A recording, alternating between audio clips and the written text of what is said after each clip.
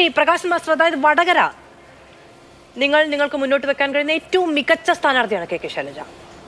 കോൺഗ്രസിന് മുന്നോട്ട് വെക്കാൻ കഴിയുന്ന ഏറ്റവും മികച്ച സ്ഥാനാർത്ഥിയുമാണ് സിറ്റിംഗ് MP കൂടിയായ കെ മുരളീധരൻ. വടകരയിലാണ് പൊടി മാറുക എന്ന് വിചാരിച്ചിടത്താണ് തൃശ്ശൂരിൽ കളം ഇങ്ങനെ കൊഴുത്തു നിൽക്കുന്നത്.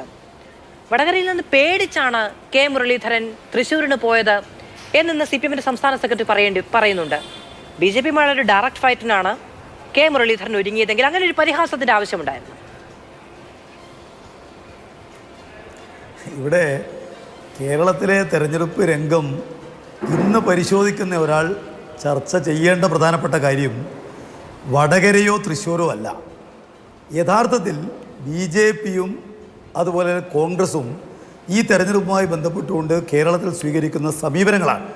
ഇപ്പോൾ BJP നമ്മുടെ രാജ്യത്താകെ തന്നെ പാർലമെൻ്ററി ജനാധിപത്യത്തോട് എടുക്കുന്ന നിലപാട് എന്താണ് എന്നുള്ളത് കഴിഞ്ഞ കുറേ കാലമായിട്ട് നമ്മൾ കാണുകയാണ്. അതിന് പൂർണ്ണമായിട്ടും വിധേയപ്പെടുന്നത് നമ്മുടെ രാജ്യത്തുള്ള കോൺഗ്രസ്സാണ്. ഇപ്പോൾ നമുക്ക് കാണാൻ വേണ്ടി കഴിയും ആന്ധ്രാപ്രദേശ്, ഗോവ, മണിപ്പൂർ, പഴയ കർണാടക, മധ്യപ്രദേശ് ഉൾപ്പെടെയുള്ള 7 സംസ്ഥാനങ്ങളിൽ യഥാർത്ഥത്തിൽ ജയിച്ചത് കോൺഗ്രസ്സാണ്. പക്ഷെ അവിടെയെല്ലാം ഭരിച്ചുകൊണ്ടിരിക്കുന്ന BJP ആണ്.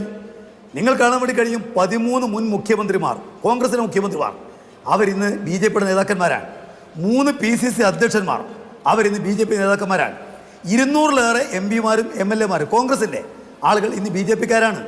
യഥാർത്ഥത്തിൽ കോൺഗ്രസിനെ BJP വിഴുങ്ങുന്നു എന്നുള്ള നിലയാണല്ലോ ഇന്ത്യ രാജ്യത്താകെ തന്നെ കാണാൻ വേണ്ടി കഴിയുന്നത്. അത് ഒരു കാരണവശാലും സാധ്യമല്ലാത്തൊരു സ്റ്റേറ്റാണ് ഈ കേരളം എന്നുള്ള വീമ്പാണ് KPCC അധ്യക്ഷനും അതുപോലെ കേരളത്തിലെ കോൺഗ്രസും എല്ലാം ഇന്നലെ വരെ പറഞ്ഞു വന്നത്. പക്ഷെ കണ്ടുകൊണ്ടിരിക്കുന്നത് എന്താ? ഈ കേരളത്തിലെ ഏറ്റവും പ്രമുഖരായ 2 നേതാക്കന്മാരുടെ അവരുടെ മക്കളെ BJPയിലേക്ക് കൊണ്ടുപോകാൻ വേണ്ടി കഴിഞ്ഞു. നിരവധി നേതാക്കന്മാരെ BJPയിലേക്ക് കൊണ്ടുപോയി. BJPക്ക് കേരളത്തിൽ ഒന്നും ചെയ്യാനാവില്ലെന്നുള്ളത് എല്ലാവർക്കും അറിയുന്നതാണ്. പക്ഷെ എന്നിട്ട് പോലും BJPക്ക് ആളുകളെ കൊണ്ടുപോകാനാവുന്നു. നേരത്തെ 15% ഉണ്ടായിരുന്ന BJPയുടെ വോട്ട് 12ആയി കുറയുന്ന കാഴ്ച നമ്മൾ ഈ കഴിഞ്ഞ നിയമസഭാ തെരഞ്ഞെടുപ്പിൽ കണ്ടതാണ്. BJP കേരളത്തിൽ ഒരു സീറ്റ് പോലും നേടാൻ കഴിയുന്ന ഒരു പാർട്ടിയല്ല എന്നുള്ളത് ആർക്കറിയാത്തത്. എന്നിട്ട് പോലും ആ BJPക്ക് സാമദാന ഭേദ ദണ്ഡമുറകൾ ഉപയോഗിച്ച് കോൺഗ്രസിനെ നേതാക്കന്മാരെ റാഞ്ചാനാവുന്നു. ഇതല്ലേ ഗൗരവമായിട്ട് ചർച്ച ചെയ്യേണ്ടത്.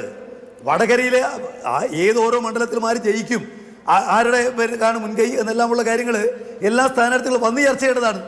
ഇന്ന് ചർച്ചയുടെ ഏറ്റവും പ്രധാനപ്പെട്ട വിഷയം ഈ കേരളത്തിൽ ഇന്ന് നിലവിൽ 18 MPമാരുള്ള UDF, ആ UDFന് അതിനെ നയിക്കുന്ന കോൺഗ്രസിന് ഒരു പാർട്ടിയായി നിൽക്കാൻ വേണ്ടി കഴിയുമോ എന്ന കാര്യം തന്നെ സംശയത്തിലാണ്. ഇന്നലെ ബഹുമാനപ്പെട്ട മുഖ്യമന്ത്രി പരസ്യമാതിലൊക്കെ പറഞ്ഞു ഒരുപാട് ആളുകൾക്ക് വില ഉറപ്പിച്ചിരിക്കുന്നു. മറ്റു കുറേ കോൺഗ്രസ് നേതാക്കന്മാർ വില പേശലാണ്. ഇങ്ങനെ ഒരു നിലയിൽ ഒരു തെരഞ്ഞെടുപ്പിനെ നേരിടാൻ പോലും കോൺഗ്രസിന് കഴിയുമോ എന്ന ആശങ്കയാണല്ലോ ഇന്ന് കേരളത്തിലെ കോൺഗ്രസിനെ വിശ്വസിക്കുന്ന ആളുകളെല്ലാം തന്നെ പങ്കിടുന്നത്. ആ സമയത്ത് കോൺഗ്രസിൻ്റെ ആൾ വന്നിട്ട് ഞങ്ങളുടെ ആത്മവിശ്വാസം ഇരട്ടിച്ചിരിക്കുന്നു, ഈ കേരളത്തിൻ്റെ തെരഞ്ഞെടുപ്പ് രാഷ്ട്രീയത്തെ നിർണ്ണയിക്കുന്നത് ഞങ്ങളുടെ സ്ട്രാറ്റജിയാണ് എന്നെല്ലാം തുടങ്ങിയാൽ കഷ്ടം എന്നല്ലാതെ വേറെ എന്താ പറയുക. പിന്നെ 20-ൽ 1 സീറ്റ് പോലും ജയിക്കില്ലെന്ന് ഉറപ്പുള്ള BJP, അവരാണ് കേരളത്തിലെ ഈ തെരഞ്ഞെടുപ്പ് രാഷ്ട്രീയത്തിൻ്റെ സ്ട്രാറ്റജി നിശ്ചയിക്കുന്നത് എന്ന് പറഞ്ഞാൽ കേരള രാഷ്ട്രീയത്തിന് ABCD അറിയാത്ത ആളുകളെ വിശ്വസിപ്പിക്കാനും അങ്കലാപ്പിലാക്കാനും കഴിയുമെന്നല്ലാതെ കേരള രാഷ്ട്രീയത്തെക്കുറിച്ച് അറിയുന്ന ആർക്കും തന്നെ അതിനകത്ത് ഒരങ്കലാപ്പും ഉണ്ടാവില്ല. BJPക്ക് കേരള രാഷ്ട്രീയത്തിന്റെ ഒരു സ്ട്രാറ്റജി നിശ്ചയിക്കാനാവില്ല.